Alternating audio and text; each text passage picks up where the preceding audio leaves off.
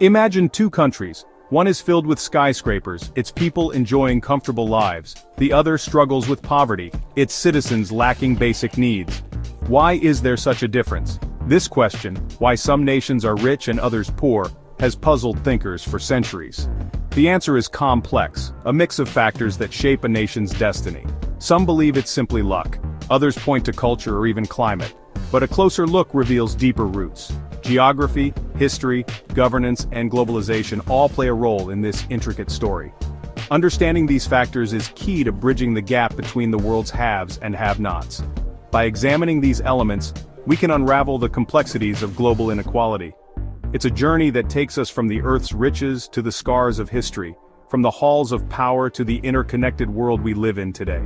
Let's explore these factors and understand how some nations prosper while others struggle to survive. Geography plays a crucial role in a nation's fate. Some countries are blessed with abundant natural resources. Oil-rich nations, for example, often have a head start in accumulating wealth. Fertile land can lead to agricultural abundance, providing food security and export opportunities. Location matters too. Countries situated on historical trade routes often developed faster. Access to the sea facilitated trade, bringing in wealth and new ideas. Think of ancient port cities that became centers of commerce and cultural exchange. However, resources are a double-edged sword. Some nations become overly reliant on a single resource, neglecting other sectors of their economy.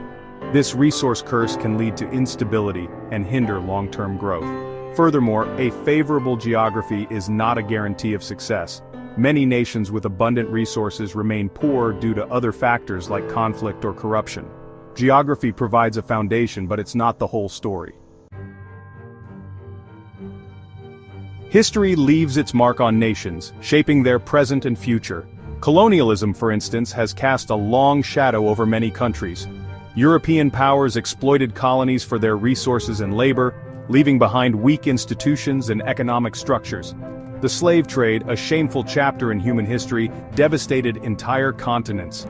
Millions were forcibly removed from Africa, robbing the continent of its workforce and hindering its development for generations. The legacy of exploitation continues to affect these nations today. Even after independence, former colonies often struggled to establish stable governments and diversified economies. The scars of exploitation created disadvantages that persist to this day, hindering their progress. Understanding this historical context is crucial. It reminds us that national wealth is not merely a product of present-day policies, but also a consequence of past injustices. Section 4. Building a better future. Beyond geography and history, good governance is paramount to a nation's prosperity. Strong institutions, fair laws, and a transparent government are essential for economic growth. They create a level playing field for businesses, encourage investment, and ensure equal opportunities for citizens. When governments are corrupt or inefficient, it stifles development. Corruption diverts resources away from essential services like education and healthcare. Lack of rule of law discourages investment and innovation. Countries with inclusive economic and political institutions tend to prosper. They invest in education and technology, empower their citizens, and create an environment conducive to progress. Conversely, extractive institutions where a small elite hoards power and wealth hinder growth and perpetuate inequality. Building strong and accountable institutions is crucial for nations to break free from this vicious cycle. Section 5. The Global Village. In today's interconnected world, globalization plays a significant role in shaping national fortunes. International trade allows countries to specialize in goods and services they can produce efficiently, fostering economic growth.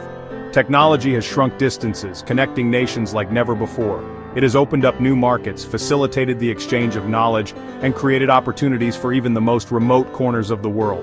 International aid, when done effectively, can provide a lifeline to struggling nations.